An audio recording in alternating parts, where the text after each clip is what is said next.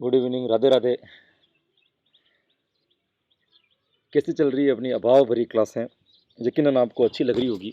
तैयारी भी जो है आपकी बहुत अच्छी चल रही होगी। देखो, ये टॉपिक कुछ ऐसे हैं जहाँ पे कहीं ना कहीं हल्की सी ना निरस्ता आई जाती है, थोड़ी बहुत कहीं ना कहीं अपन को दिक्कत हो ही जाती है। लेकिन क्या कर सकते हैं भैया ना, अभाव में भी इन क्लासों को अपन पढ़ रहे हैं, ये अपने लिए सबसे बड़ी बात होगी। अब अपन जो डेफिनेशन बैंक चल रही थी उसमें कुछ परिभाषाएं जो अपन ने लगभग 80 के आसपास में परिभाषाएं अपन ने पढ़ ली, 80 प्लस परिभाषाएं अपन ने पढ़ ली दोस्तों। अब जितनी भी परिभाषाएं बाकी रहेगी वो कैसी रहेगी, आपके 80 से कम वाली परिभाषाएं जो रहेगी वो अब आपकी बाकी रहेगी। तो 80 से आगे वाली जो परिभाषा है वो अब अपन इस कक्षा के अंतर्गत पढ़ेंगे। तो जैसे जैसे मैं आपको डेफिनेशंस पढ़ाते जा रहा हूँ वैसे वैसे आपकी डेफिनेशन भी क्या हो रही होगी दोस्तों, क्लियर हो रही होगी। और हर क्लास की तरह आज मैं बता रहा हूँ कि ये बिल्कुल थोड़ा सा बोरिंग टॉपिक है डेफिनेशन वाला। मान सकता हूँ कि इसमें आपको पढ़ने में मन कम लग रहा होगा, कम समझ में आ रहा होगा, थोड़ा इंटरेस्ट भी कम आ रहा होगा, लेकिन अपन कर कुछ नहीं सकते ना। इसका बस एक ही तरीका है कि अपन पढ़ सकते हैं, क्योंकि अभी हमारे पास में कोई ऐसी व्यवस्था नहीं है कि अपन ऐसा कुछ कर सकें। तो जैसे जैसी भी व्यवस्था है, जैसे भी अपने पास में व्यवस्था है, उसके आधार पर मैं आपकी क्लास लेने की क्या कर रहा हूँ दोस्तों, ट्राई कर रहा हूँ, कोशिश कर रहा हूँ कि लगभग लगभग आपकी क्लास के जो ना एब्सेंट जो है ना आपके नहीं लगे। मतलब रेगुलर जो नियमितता जो क्लास लेने की अपनी बनी हुई है ना, वो नियमितता आपकी बिल्कुल बनी रहे। मैं बहुत अच्छे प्राकृतिक वातावरण में आज बैठा हूँ, आप देख रहे होंगे पीछे जो ये गढ़ जो दिख रहा है ना आपको, किला, ये मेरा ननियाल है, सरदारगढ़ ना, राजसमंद जिले में पड़ता है। वहाँ का ये जो गढ़ बना हुआ है, वहाँ पे मैं छत पे बैठ करके ना आज आपकी क्लास रिकॉर्ड कर रहा हूँ दोस्तों। तो बिल्कुल वातावरण में सुबह सुबह अच्छा लग रहा है। करें क्या है ना, तो मुझे भी ये भी गांव से मुझे यहाँ आना पड़ रहा है क्लास लेने के लिए भी। हमारा लैपटॉप वगैरह सब उदयपुर ही रह गए, तो यहाँ पे भी मैं ननियाल हर संडे को आ रहा हूँ, 2-4 क्लास रिकॉर्ड करवा के वापस गाँव जाता हूँ, 2-4 दिन वहाँ रहता हूँ, वापस क्लास रिकॉर्ड करवाने यहाँ आ रहा हूँ। ऐसा सिस्टम चल रहा है। मैं भी तो देख लो कि ऐसी भयानक परिस्थिति में भी हम लड़ रहे हैं, कैसे भी करके आपकी क्लास बंद ना हो, इस कोशिश में लगे हुए हैं दोस्तों। तो आपको भी कम से कम अपनी मेहनत को जो है ना दोस्तों कमज़ोर नहीं करना है। हल्की फुल्की आवाज़ आ सकती है आसपास की, है ना, तो आप भी एंजॉय करना कि कौन क्या क्या बोल रहा है, क्या क्या नहीं बोल रहा है ना। मस्ती के साथ में चलते हैं और शुरू करते हैं आज की अपनी क्लासेस बिना वक्त गंवाए। जैसा कि आपको पता है कि मैं बिल्कुल टाइम वेस्ट नहीं करता हूँ। वैसे आपकी पहली क्लास की आज की जो अपनी डेफिनेशन रहेगी दोस्तों, आपकी जो आज की जो डेफिनेशन रहेगी, कुछ दिख ही नहीं रहा है मुझे तो।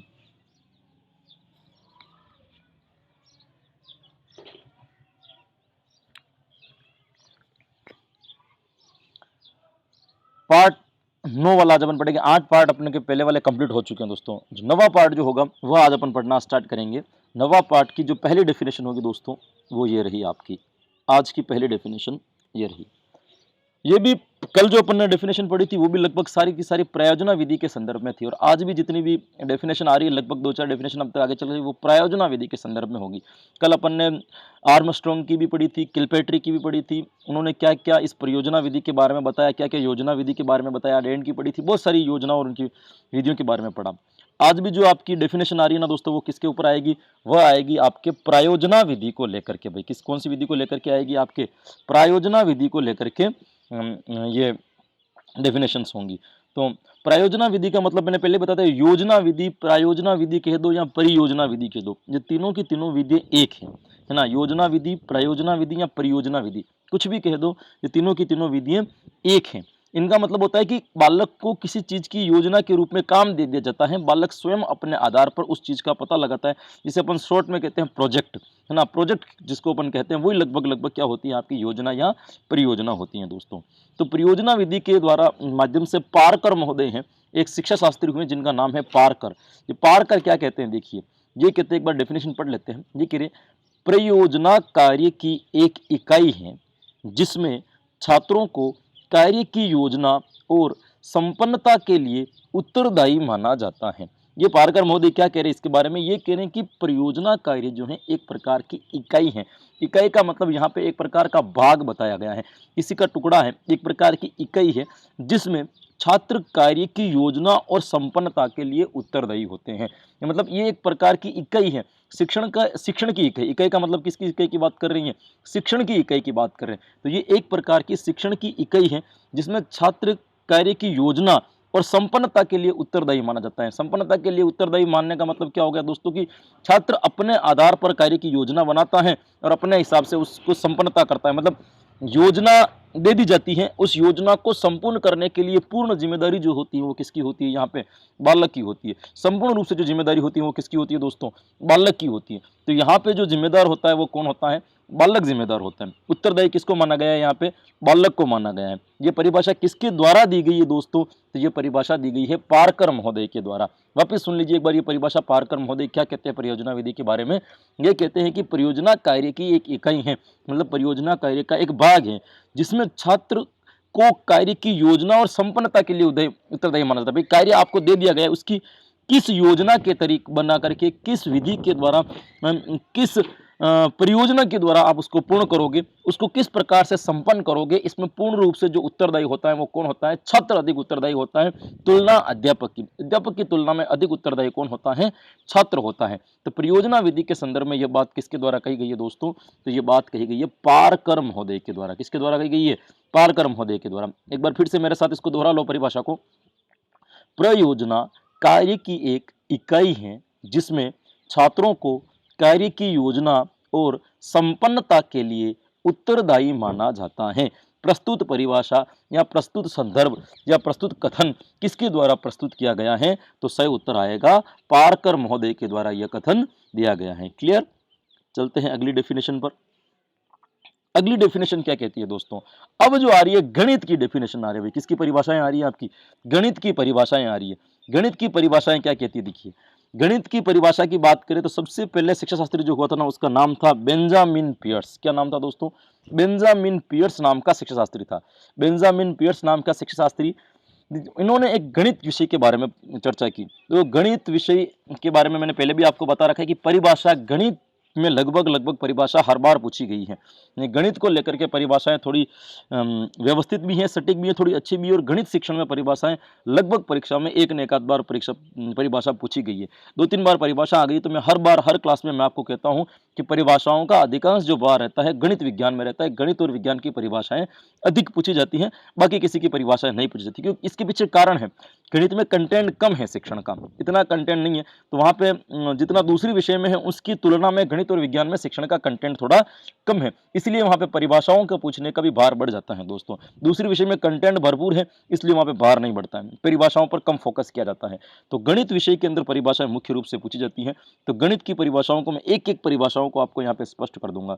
गणित के बारे में मैंने पहले ही बता रहा है, गणित मैथमेटिक्स शब्द से बना है ना, जिसका अर्थ भी है ना, जिसका अर्थ क्या होता है? जिसका अर्थ होता है दोस्तों गणना करना, गणना की हुई या गणना करना, उसको हम गणित कहते हैं। साधारण भाषा में अगर गणित की परिभाषा निकाले तो क्या होगा? गणना करना ही गणित कहलाती है। तो गणित के संदर्भ में बेंजामिन पियर्स नाम का एक शिक्षा शास्त्री था, जिन्होंने ये परिभाषा दी है कि गणित एक ऐसा विषय है जो हमें आवश्यक निष्कर्ष पर पहुंचाता है। क्या परिभाषा दी इन्होंने? बहुत गणित की परिभाषा लगभग बहुत छोटी छोटी परिभाषा मिलेगी आपको, बड़ी परिभाषा कभी भी नहीं मिलेगी दोस्तों, ये ध्यान रखना। लेकिन एक गणित एक ऐसा विषय है जो गणित एक ऐसा विषय है जो आपको गणित एक ऐसा विषय है जो आपको एक आवश्यक निष्कर्ष तक पहुंचाता है। क्या विषय है दोस्तों? एक आवश्यक निष्कर्ष तक पहुंचाता है। यह परिभाषा किसके द्वारा दी गई है दोस्तों? तो यह परिभाषा दी गई है बेंजामिन पियर्स नाम के शिक्षा शास्त्री के द्वारा। आवश्यक निष्कर्ष तक कैसे पहुंचाता है, इसको ऐसे देखिए। आवश्यक निष्कर्ष तक पहुंचाने का मतलब यह हो गया कि गणित के अंतर्गत आप कोई भी कार्य करते हो तो एक मूल जो रीजन होता है वहां पे कौन लेकर के जाती है आपको? गणित लेकर। आवश्यक निष्कर्ष मतलब जरूरी निष्कर्ष जो अनिवार्य रूप से आपके जीवन में चलता है, उस निष्कर्ष तक पहुंचाने का काम कोई करती है तो गणित करती है। क्योंकि गणित को भी एक प्रकार की साइंस मानी गई है, बात आपको मैंने पहले बता रखी थी। गणित को क्या माना गया है? एक प्रकार की साइंस मानी गई है दोस्तों। तो गणित को भी एक प्रकार की विज्ञान कहते हैं। तो यहाँ पे अपन ये बता सकते हैं कि गणित जब एक प्रकार की विज्ञान है तो दैनिक जीवन से जुड़ी हुई जितनी भी क्रियाएं होती हैं वह क्रियाएं किस पर आधारित होती है? गणित पर आधारित होती हैं। मतलब आप सुबह से जगने से लेकर के रात को सोने तक जितने भी काम करते हो वहां पे कहीं ना कहीं प्रत्यक्ष या अप्रत्यक्ष रूप से गणित आपके साथ चलती है। बिना गणित के जीवन में कुछ भी नहीं होता है। क्योंकि व्यवहारिक रूप से भी देखें, भौतिक रूप से भी देखें या अपन व्यक्तिगत रूप से भी देखें तो गणित कहीं ना कहीं हमारे पीछे प्रत्यक्ष अप्रत्यक्ष रूप से प्रतिपल लगी हुई रहती है। तो बेंजामिन पियर्स महोदय क्या कहते हैं? ये कहते हैं कि गणित एक ऐसा विषय है जो हमें आवश्यक निष्कर्ष तक पहुंचाता है। जो निष्कर्ष हमारे लिए जरूरी है वहां पहुंचने के लिए गणित का होना बेहद जरूरी है। यह परिभाषा किसके द्वारा दी गई है दोस्तों? तो यह परिभाषा दी गई है आपके बेंजामिन पियर्स के द्वारा। क्लियर? एक बार मेरे साथ वापस दोहरा लेना।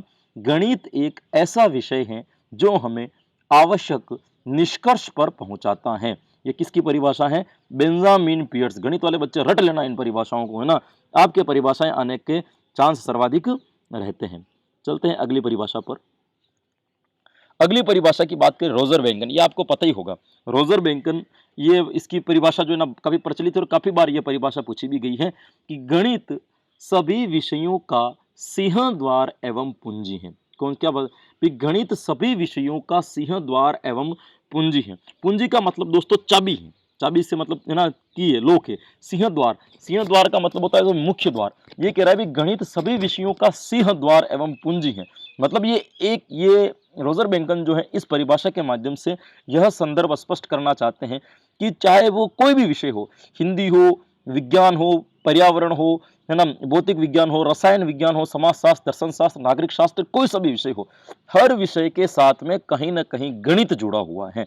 गणित कहीं ना कहीं हर विषय के साथ में कहीं ना कहीं कुछ न कुछ संबंध रखता है। ये रोजर बैंकन समझाना चाहते हैं। तो ये कह रहे हैं कि सभी विषयों का सिंहद्वार है, मतलब प्रत्येक विषय में गणित कहीं ना कहीं अपना योगदान निभाती है। दोस्तों मैं आपको पढ़ाऊंगा ये टॉपिक के अंदर भी गणित का अन्य विषयों के साथ में सह संबंध। तो गणित का हर विषय के साथ में, चाहे ज्योतिष शास्त्र ले लो, अंतरिक्ष ले लो, चाहे उसके बाद में आप दर्शन शास्त्र ले लो, ऐसा कोई विषय नहीं है, हिंदी अंग्रेजी संस्कृत तक भी ले लो, वहां पे भी कहीं ना कहीं प्रत्यक्ष अप्रत्यक्ष रूप से गणित का होना अनिवार्य है। तो यह रोजर बैंकन गणित सभी विषयों का सिंहद्वार एवं पूंजी है, इस बात के माध्यम से केवल और केवल यह स्पष्ट करना चाहते हैं कि गणित विषय का लगभग सभी विषयों के साथ में संबंध होता है ना। गणित विषय एक ऐसा विषय है जो सभी विषयों के अंदर प्रयुक्त होता है। पूंजी है मतलब उस विषय को, पूंजी का मतलब चाबी है, उसके बगैर तो वो विषय चल ही नहीं सकती। यदि उस विषय को परिपूर्ण करना है तो गणित नाम की पूंजी उसमें लगानी पड़ेगी, गणित नाम की चाबी का प्रयोग करना पड़ेगा, तब जाकर के क्या होगा कि उसकी क्षतिपूर्ति हो पाएगी। वह विषय तभी स्पष्ट हो पाएगा जब वह गणित के साथ में मिलेगा। चाहे वो लैंग्वेज वाले सब्जेक्ट भी, हिंदी भी है, गणित भी, हिंदी में भी सुनते हैं पाठ की संख्या किसमें लिखी होती है, प्रश्नों की संख्या किसमें लिखी होती है, गणित में लिखी हुई होती है। गणित के बगैर कुछ भी नहीं है दोस्तों। आप कभी भी व्यवहारिक जीवन में भी ऐसा नोट करना, सुबह उठ करके शाम तक होने वाली क्रियाओं को नोट करना, लगभग 70 से 80% तक क्रियाएं जो होगी ना वो गणित विषय से जुड़ी हुई होगी। नहीं, गणित विषय के बगैर कुछ भी नहीं है। गणित बहुत मुख्य, इसलिए गणित को विज्ञान कहा जाता है। जिस प्रकार एक विज्ञान मानव जीवन के लिए अनिवार्य रूप से उपयोगी है, ठीक उसी प्रकार गणित भी मानव जीवन के लिए उतनी ही उपयोगी है। क्लियर? तो ये परिभाषा किसके द्वारा दी गई है? तो ये परिभाषा दी गई है रोजर बैंकन के द्वारा दी गई है कि गणित सभी विषयों का सिंहद्वार एवं पूंजी है। इससे पता चलता है कि गणित का सभी विषयों के साथ में अंतर संबंध है। तो आप ये भी कह सकते हो कि गणित सभी विषयों का सिंहद्वार एवं पूंजी है। इसके माध्यम से रोजर बैंकन क्या समझाना चाहता है? तो इसके माध्यम से रोजर बैंकन यह समझाना चाहता है कि सभी विषयों के साथ में गणित विषय का अंतर संबंध है। क्लियर? एक बार मेरे साथ में इस परिभाषा को दोहरा लेना कि गणित सभी विषयों का सिंहद्वार एवं पूंजी है। यह परिभाषा किसके द्वारा दी गई है? तो यह परिभाषा दी गई है दोस्तों रोजर बैंकन के द्वारा। क्लियर? चलते हैं अगली परिभाषा पर। गणित की परिभाषाएं बहुत इंपॉर्टेंट है ना। दूसरी परिभाषा जो आती है दोस्तों वो आती है आपकी आइंस्टीन की परिभाषा है। किसकी परिभाषा है दोस्तों? आइंस्टीन नाम के शिक्षाशास्त्री की परिभाषा है। आइंस्टीन नाम का शिक्षाशास्त्री ने क्या परिभाषा दी है, देखिए समझते हैं इसको। इन्होंने कहा भी गणित विषय को मानव चिंतन का प्रतिफल माना जाता है। यह परिभाषा किसके द्वारा दी गई है? आइंस्टीन महोदय के द्वारा दी गई है। बहुत ही मतलब क्या कहें, बहुत भारी शिक्षा शास्त्री था ये आइंस्टीन। इसके दिमाग की आप तुलना करोगे ना, क्या सटीक दिमाग। इसकी बायोग्राफी पढ़ना, मैंने पहले बताया था ना आपको, इन शिक्षा शास्त्रियों की कभी आपको टाइम मिले ना, अभी रीट में तो आप तैयारी कीजिए, अभी अपने दिमाग को डिवाइड मत करना, लेकिन जब भी आपको टाइम मिले ना, फ्री बैठे हो, तो फ्री बैठे बैठे हम क्या करते हैं, व्हाट्सअप चलाते हैं या फेसबुक या यूट्यूब पर शॉर्ट्स वीडियो देखते हैं, कुछ भी देखते हैं, तो उसकी तुलना में आप इन जो शिक्षा शास्त्री है ना उनकी बायोग्राफी पढ़ा करो, तो आपकी ज्ञान की वृद्धि भी होगी और आपके अंदर भी एक खोज की, एक अनुसंधान की प्रवृत्ति भी विकसित होगी कि नहीं, हमें भी जीवन में कुछ इस प्रकार का कार्य करना चाहिए। तो आइंस्टीन महोदय क्या कहते हैं? आइंस्टीन महोदय कहते हैं कि गणित विषय को मानव चिंतन का प्रतिफल माना जाता है। यानी कि प्रत्येक मानव का एक व्यवहारिक गुण होता है चिंतन करना। उस चिंतन का जो परिणाम आता है ना दोस्तों, वो गणित के रूप में आता है। यह बात कौन बताता है? आइंस्टीन। ये कह रहा है गणित विषय मानव चिंतन का प्रतिफल है। मानव जो चिंतन करता है उसका परिणाम ही गणित है। कि मानव जो सोचता है, जो विचार करता है, जो अपने अंतर मन में जो भी सोचता है, विचारता है, उनका जो रिजल्ट्स है ना वो क्या है, गणित है। तो इन्होंने कहा कि मानव चिंतन का प्रतिफल है। मानव जो चिंतन करता है, मानव का जो चिंतन करने के बाद में जो परिणाम आता है ना वो किस रूप में आता है, गणित के रूप में आता है। तो मतलब इन शिक्षा शास्त्रियों ने मिलकर के गणित को सर्वोपरि बताया है कि सब विषय के लिए जो महत्वपूर्ण है वो क्या है, आपकी गणित है दोस्तों। गणित सबसे इंपॉर्टेंट है। तो गणित विषय को मानव चिंतन का क्या माना गया है दोस्तों, प्रतिफल माना गया है। भाई क्या माना गया है, प्रतिफल माना गया है। और ये परिभाषा किसके द्वारा दी गई है, तो ये परिभाषा जिस शिक्षा शास्त्री के द्वारा दी गई थी दोस्तों, उसका नाम क्या था, आपके आइंस्टीन। तो क्या परिभाषा दी, एक बार वापस पढ़ ले कि गणित विषय को मानव चिंतन का प्रतिफल माना जाता है। गणित विषय को मानव चिंतन का प्रतिफल माना जाता है। यह परिभाषा किसके द्वारा दी गई है, तो यह परिभाषा दी गई है आइंस्टीन के द्वारा। चलते हैं अगली परिभाषा पर। अगली परिभाषा आती है दोस्तों हार्वर्ड कमेटी की। किसकी परिभाषा आती है दोस्तों, हार्वर्ड कमेटी। यह शिक्षा के क्षेत्र में बनी हुई एक कमेटी थी जिन्होंने शिक्षा में बहुत कुछ बदलाव के ऊपर भी अपनी एडवाइस दी है ना, कुछ परिवर्तन के लिए भी दी। तो उसमें गणित विषय के बारे में हार्वर्ड कमेटी, जैसे अपने कोठारी आयोग बना था ना, वैसे ही एक कमेटी बनी थी हार्वर्ड कमेटी। तो हार्वर्ड कमेटी ने गणित विषय के बारे में क्या कहा, गणित विषय के बारे में क्या कहा, एक बार इसकी डेफिनेशन पढ़ लेते हैं, फिर इसके बाद में इसको समझते हैं। इन्होंने गणित विषय के बारे में क्या कहा कि गणित विषय एक अमूर्त विज्ञान विषय के रूप में परिभाषित किया जा सकता है। इन्होंने कहा गणित विषय को एक अमूर्त विज्ञान विषय के रूप में किया जा सकता है। देखो विज्ञान जो है ना मूर्त रूप में होती है, गणित अमूर्त रूप में होता है। गणित में कुछ भी पता नहीं होता है कि हम क्या कर रहे हैं और क्या नहीं कर रहे हैं, कुछ भी पता नहीं होता है दोस्तों। तो गणित अमूर्त रूप में होता है जबकि विज्ञान मूर्त रूप में होता है। लेकिन इन्होंने क्या कहा, हार्वर्ड कमेटी ने क्या कहा कि गणित है ना वो भी एक प्रकार का विज्ञान है, लेकिन वो विज्ञान भी कैसा है, अमूर्त विज्ञान है ना। विज्ञान जायज तो मूर्त होता है क्योंकि गणित विज्ञान में सब कुछ स्पष्ट होता है, लेकिन गणित में कुछ भी स्पष्ट नहीं होता है, उसको स्पष्ट करना पड़ता है दोस्तों। तो गणित विषय एक प्रकार का अमूर्त विज्ञान है, जिसमें ये गणित भी एक प्रकार का विज्ञान है। बस फर्क इतना है कि जो विज्ञान होता है वो मूर्त होता है, जबकि गणित जो है वो किसी अमूर्त है, इसलिए इसका नाम क्या दे दिया इन्होंने, अमूर्त विज्ञान है। तो गणित विषय एक अमूर्त विज्ञान विषय के रूप में परिभाषित किया जा सकता है। ये बात किसके द्वारा की गई है दोस्तों, तो ये बात जिसके द्वारा कही गई थी उसका क्या नाम था, हार्वर्ड कमेटी। क्या नाम था दोस्तों, हार्वर्ड कमेटी के द्वारा। तो हार्वर्ड कमेटी जैसे अपने राजस्थान में शिक्षा के क्षेत्र में कोठारी आयोग बना था ना, वैसे उस प्रकार से एक कमेटी का गठन किया गया था जिसका नाम था हार्वर्ड कमेटी, जिन्होंने गणित विषय के संदर्भ में क्या कहा है कि गणित विषय के संदर्भ में ये कहा कि गणित विषय एक अमूर्त विज्ञान विषय के रूप में परिभाषित किया जा सकता है। तो आपसे प्रश्न पूछ ले कि गणित को अमूर्त विज्ञान किसके द्वारा कहा गया, तो आपको सही उत्तर क्या याद होना चाहिए दोस्तों, यहाँ पे हार्वर्ड कमेटी। भाई क्या है उत्तर याद होगा दोस्तों, हार्वर्ड कमेटी के द्वारा गणित विषय को क्या कहा गया है, एक प्रकार का अमूर्त विज्ञान बताया गया है। तो सही उत्तर क्या हो जाएगा यहाँ पे, हार्वर्ड कमेटी। That's clear.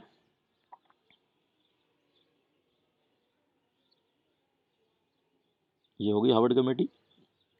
ये आती है दोस्तों आपकी गणित की अगली परिभाषा। ये देखो ये भी बहुत अच्छे शिक्षा शास्त्री हुए थे, जॉन लॉक, इसका नाम आपने सुना भी होगा। मनोविज्ञान में भी इनका बहुत बड़ा योगदान है, मनोविज्ञान में भी इनका नाम बहुत बार आता है।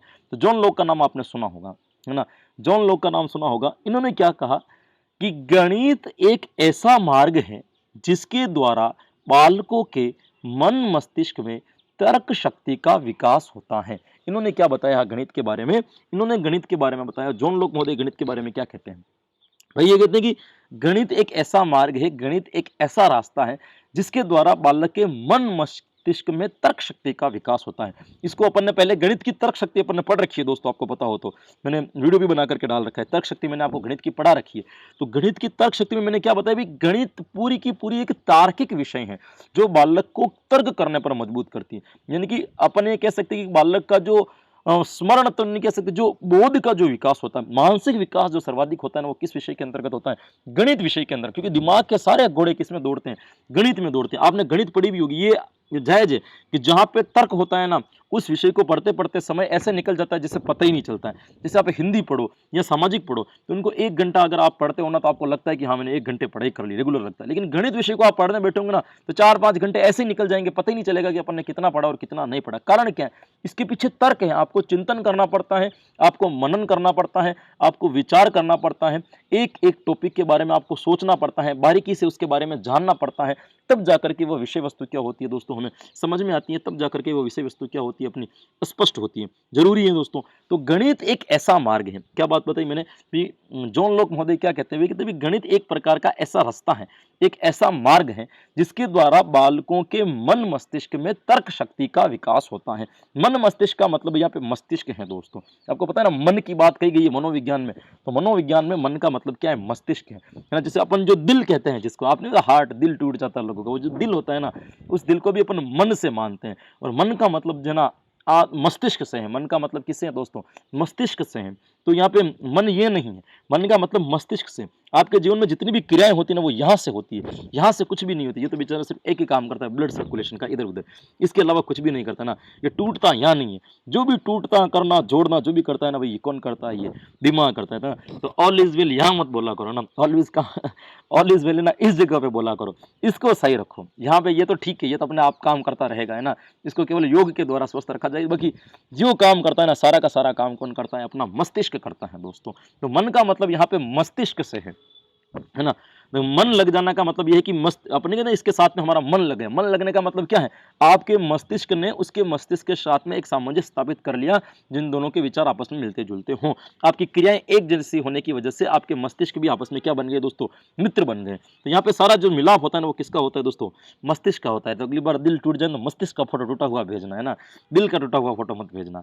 तो गणित एक ऐसा मार्ग है जिसके द्वारा बालक के मन मस्तिष्क में तर्क शक्ति का विकास होता है। तर्क मस्तिष्क के अंदर किस शक्ति का विकास होता है दोस्तों, तर्क शक्ति का, तर्क करने की क्षमता का विकास होता है। ये सही क्यों है, ये सही क्यों है, इस जगह पे ये क्यों आ रहा है, इस जगह पे ये क्यों नहीं आ रहा है, ये जो कहलाता है वो क्या कहलाता है, आपका तर्क कहलाता है। तो इसको जॉन लोक महोदय क्या कहते हैं कि गणित एक ऐसा मार्ग है जिसके द्वारा बालकों के मन मस्तिष्क में तर्क शक्ति का विकास होता है। That's clear.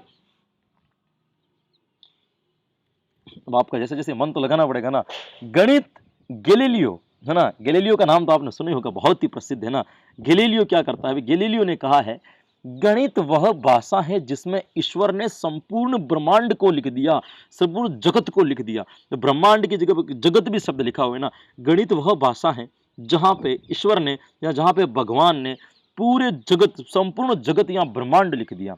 यानी कि गणित को इन्होंने क्या बताया कि गणित एक ऐसा विषय है जिसमें पूरा का पूरा ब्रह्मांड समाहित है। ब्रह्मांड का मतलब क्या होता है, पूरी की पूरी सृष्टि, पूरा का पूरा जगत जो है ना, इस गणित के अंदर समाया हुआ है। मतलब आप गणित विषय को पढ़ने हो तो मतलब ब्रह्मांड की जानकारी, पूरे ब्रह्मांड की जानकारी किसी भी व्यक्ति को तब हो सकती है जब वो गणित पढ़ा हो। तो ये ऐसा नहीं कह रहे हैं कि ईश्वर ने संपूर्ण ब्रह्मांड को लिख दिया। मतलब गणित एक ऐसा विषय है या एक ऐसी भाषा है जिसके अंदर संपूर्ण ब्रह्मांड को डाल दी, कि पूरी ब्रह्मांड को, क्योंकि ब्रह्मांड को डालने का मतलब क्या होता है, जो विज्ञान जो है ना पूर्ण रूप से गणित के ऊपर निर्भर है।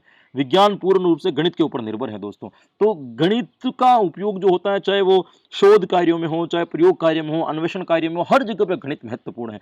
तो इस विश्व की खोज करने में गणित का बहुत बड़ा योगदान रहा है दोस्तों। तो इसमें संपूर्ण ब्रह्मांड को लिख देने का मतलब ये हो गया कि यदि आपको जगत को समझना है, सृष्टि को जानना है, इस पूरे विश्व पटल को यदि आपको समझना है, तो उससे पहले आपको क्या आनी चाहिए, गणित आनी चाहिए। यदि आपको गणित आती है तो पूरे विश्व को, पूरे ब्रह्मांड को समझने में आपको क्या रहेगी दोस्तों, आसानी रहेगी। तो इनका यह तात्पर्य नहीं था कि भाई गणित ही सर्व ब्रह्मांड है। इनका कहने का मतलब यह है कि यदि आप इस जगत को समझना चाहते हो, इस ब्रह्मांड या इस सृष्टि के बारे में जानकारी एकत्रित करना चाहते हो, तो उससे पहले आपको क्या आनी चाहिए, गणित आनी चाहिए। क्योंकि गणित एक ऐसी भाषा है, देखो गणित को भाषा कहने वाले भी गैलीलियो है दोस्तों, ध्यान रखना कि गणित को भाषा का रूप दिया है, किसने दिया है, गैलीलियो ने दिया है। हालांकि गणित की अपनी भाषा है, मैं आपको पढ़ाऊंगा गणित की भाषा कैसी होती है, ये भी आपके टॉपिक है, गणित की भाषा। तो हर विषय की अपनी भाषा होती है। तो गैलीलियो ने कहा है कि गणित वह भाषा है जिसमें संपूर्ण ब्रह्मांड को भगवान ने लिख दिया है। यह परिभाषा किसके द्वारा दी गई, गैलीलियो। यहाँ पे जगत शब्द भी आता है कहीं कहीं, है ना। गणित वह भाषा है जिसमें भगवान ने संपूर्ण जगत या ब्रह्मांड को लिख दिया। तो ब्रह्मांड की जगह पर अगर जगत शब्द भी आ जाए ना, तभी आपको कंफ्यूज होने की जरूरत नहीं। ये परिभाषा किसकी होगी, गैलीलियो की ही होगी दोस्तों। क्लियर। अब आता है दोस्तों वेदांग ज्योतिष के द्वारा क्या परिभाषा दी गई है। वेदांग ज्योतिष नहीं, वेदांग ज्योतिष है ना यहाँ पे, वेदांग ज्योतिष, वेद की ज्योतिष। देखो ज्योतिष शास्त्र जो है ना, वो भी पूरा का पूरा किसके ऊपर निर्भर है दोस्तों, गणित के ऊपर निर्भर है। हालांकि उसकी वैदिक गणित अलग होती थी, गणित यही होती थी, लेकिन उसको आपने पढ़ी होगी 9th क्लास में, वैदिक गणित के द्वारा गुणा जोड़ बाकी गुणा भाग करना, देखा ना, वैदिक गणित। तो उनका तरीका थोड़ा सा अलग होता था। अभी मॉडर्न जो गणित है उसका तरीका, आधुनिक जो गणित है उसका तरीका थोड़ा सा अलग है। तो वेदांग ज्योतिष गणित के बारे में क्या विचार रखती है, इसके बारे में यदि अपन चर्चा करें दोस्तों, तो वेदांग ज्योतिष कहती हैं कि जिस रूप में मयूर के सर पर मुकुट शोभायमान होता है तथा सर्पों के सर पर मणियां, मणियां नहीं है मणियां, मणि होती ना मणियां, वही सर्वोच्च स्थान वेदांग नाम से परिचित विज्ञान में गणित का है।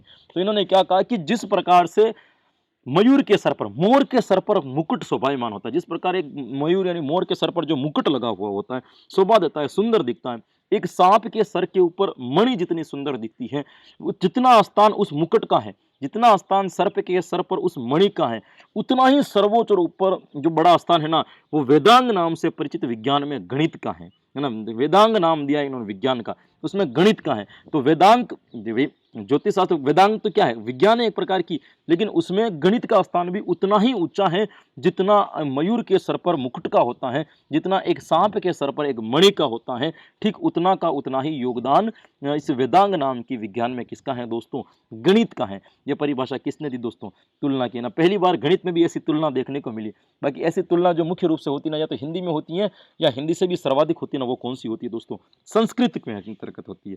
संस्कृत बहुत प्रेम भरा विषय है। किसका विषय है दोस्तों, प्रेम भरा विषय है ना। आपको भले संस्कृत बोरिंग लगती होती ना, आपको पढ़ना कि आपने जितनी प्रेम कथाएं जिसको आप लव स्टोरी कहते हो ना, संस्कृत के अंदर मिलेगी, उतनी लव स्टोरी आपको कहीं नहीं मिलेगी, और इतनी भयानक भयानक है ना, इतनी खतरनाक खतरनाक जिसकी आप कल्पना नहीं कर सकते हो ना।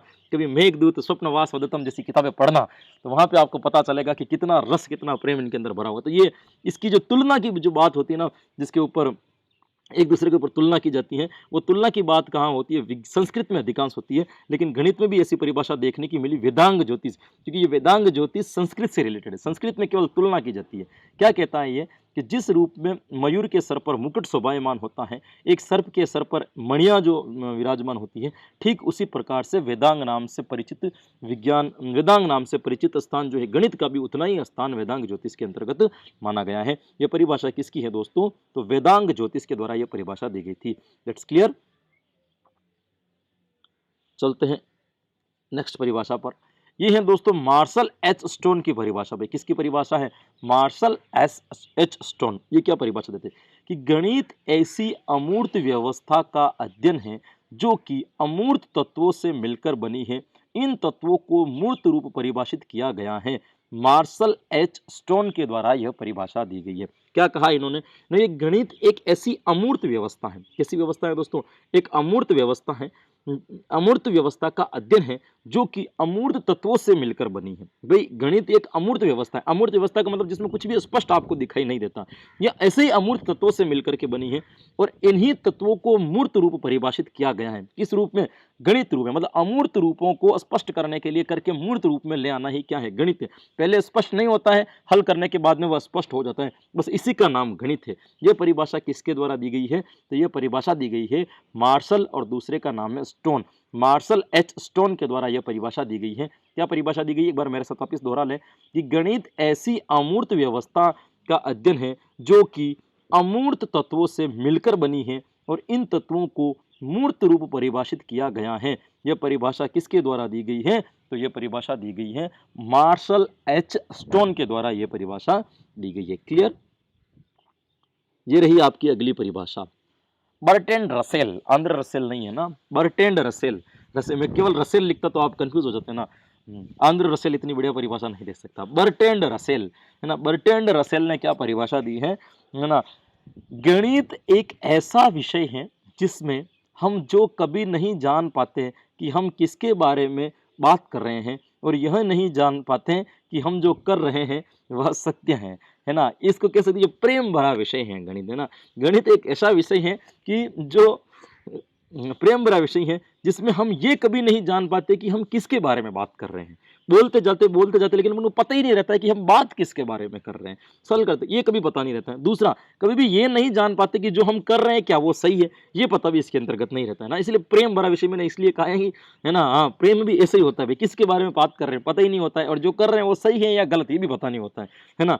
तो ये भी ऐसा विषय है ना, अंधा विषय है, जिसके बारे में कभी भी आपको ये पता नहीं होता है कि हम जिसके टॉपिक जिसके बारे में बात कर रहे हैं किसके बारे में बात कर रहे हैं, ये क्यों कर रहे हैं, ये कभी भी पता नहीं, क्योंकि अमूर्त विषय है। और हमें कभी भी ये भी पता नहीं होता कि जो क्रिया हम इस टॉपिक के बारे में कर रहे हैं, जो क्रिया हम इसके साथ में कर रहे हैं, वो किस हद तक सही है और किस हद तक गलत है, ये भी हम नहीं जान पाते। हाँ, ये दोनों काम किसके अंतर्गत होते हैं दोस्तों, अरे गणित के अंतर्गत होते हैं। हाँ, आप ऐसा मत कर देना कि उदाहरण दे रहा हूँ तो मैं उदाहरण और विषय वस्तु में है ना सामंजस्य स्थापित मत नहीं कर पाए ना तो कौन सी त्रुटि हो जाएगी? अरे कौन सी त्रुटि होती है अस्थिर त्रुटि। जब उदाहरण और विषय वस्तु के संबंध में सही सामंजस्य स्थापित नहीं कर पाते हैं तब कौन सी त्रुटि हो जाती है दोस्तों? अस्थिर त्रुटि। और अस्थिर त्रुटि को किसके द्वारा दूर किया जा सकता है? विश्वसनीयता के द्वारा। ये मैंने आपको बहुत सारी चीजें आपको पढ़ा रखी है ना, बता भी रखी होगी आपको। तो गणित एक ऐसा विषय है जो हम जो जो जिस गणित एक ऐसा विषय है जिसमें हम ये कभी ये नहीं जान पाते कि हम किसके बारे में बात कर रहे हैं, क्योंकि आप कभी सवाल को सोल्व करते तो पता ही नहीं रहता है कि क्या उत्तर आना है। उत्तर आपको पता ही नहीं रहता है। उत्तर पता हो तो पता होता है हम इसके बारे में बात करें, अपन के पास तो सवाल है, उत्तर पता ही नहीं किसके बारे में बात करें, पता ही नहीं है अपन को पहले से। और हमें ये भी पता नहीं होता है कि जो हम कर रहे हैं वो बिल्कुल सही है या नहीं है। आपने पूरा सवाल कर दिया, उत्तर गलत निकल गया। ये दोनों चीजें गणित के बारे में कभी भी स्पष्ट नहीं हो पाती। ये परिभाषा जिसके द्वारा दी गई थी दोस्तों, उसका क्या नाम था? Bertrand Russell. तो एक बार परिभाषा वापस मेरे साथ में दोहरा लेना कि गणित एक ऐसा विषय है जिसमें हम जो कभी नहीं जान पाते कि हम किसके बारे में बात कर रहे हैं, और यह नहीं जान पाते कि हम जो कर रहे हैं वो सही है या गलत, क्या वह सत्य है, यह भी हमें पता नहीं रहता। यह परिभाषा किसके द्वारा दी गई है दोस्तों? तो यह परिभाषा दी गई है बर्ट्रैंड रसल के द्वारा। यह परिभाषा दी गई है। क्लियर भाई? किसके द्वारा दी गई है? बर्ट्रैंड रसल के द्वारा यह परिभाषा दी गई है। तो दोस्तों ये थी आज की अपनी क्लास, जिसमें अपन ने कुछ डेफिनेशन के बारे में चर्चा की, कुछ परिभाषाओं के बारे में हमने चर्चा की। आराम से खुले वातावरण में बैठकर आपको अच्छा भी लगा होगा ना। गणित इतनी इंटरेस्टिंग भी है, आनंददायी विषय भी है। यार ऐसा नहीं है कि मैं आपको मस्ती मस्ती में नहीं पढ़ा सकता, लेकिन मैं एक मानता हूँ कि भाई मजाक में पढ़ाया हुआ हमेशा मजाक में निकल जाता है, इसलिए मैं मस्ती नहीं करता हूँ। बाकी तो मैं आपको हर टॉपिक मस्ती मस्ती में पढ़ा सकता हूँ, है ना। इसलिए आप भी जब भी किसी टॉपिक को पढ़ो ना, सीरियस होकर के पढ़ो, मस्ती में साथ में नहीं पढ़ना, क्योंकि अपन को मस्ती नहीं, मजाक नहीं है ये हमारे लिए, रीट मजाक नहीं है हमारे लिए ना, सीरियस मैटर है।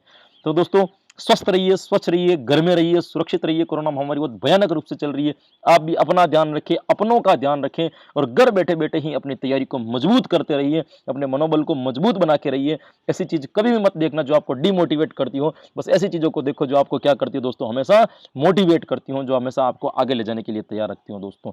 तो मिलते हैं अगली बार ऐसे ही नए प्रश्नों के साथ में। तब तक के लिए दोस्तों राधे राधे।